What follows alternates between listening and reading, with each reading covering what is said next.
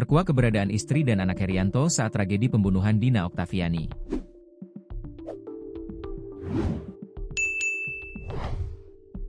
Terkuak keberadaan istri dan anak saat Herianto, 27, meruda paksa dan membunuh Dina Oktaviani, 21. Istri pelaku ternyata sedang pengajian. Kasat Reskrim Polres Purwakarta, AKP Uyun Sapul Uyun, membenarkan bahwa tersangka Herianto sudah berkeluarga dan memiliki satu anak. Pada hari kejadian, rumah dalam keadaan kosong karena istrinya tidak berada di tempat. Dari hasil pemeriksaan, saat peristiwa terjadi, istri tersangka sedang menghadiri acara pengajian keluarga di tempat lain. Kondisi itu dimanfaatkan oleh pelaku untuk melancarkan aksinya, ujar Uyun kepada tribunjabar.id, Selasa, 14 Oktober 2025. Dalam penyidikan, polisi mengungkap Herianto melakukan ruda paksa dan pembunuhan terhadap korban di rumahnya sendiri.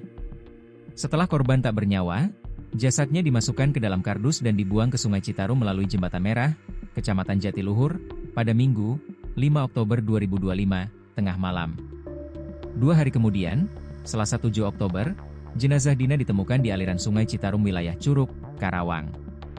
Dari hasil pemeriksaan forensik, polisi memastikan identitas korban dan menelusuri keterlibatan Herianto. Selain pelaku utama, kami juga mengamankan 2 orang lainnya, yang diduga membantu membuang jasad korban. Keduanya masih diperiksa lebih lanjut, kata Uyun. Polisi juga memeriksa 13 saksi, termasuk keluarga korban, rekan kerja, dan istri tersangka.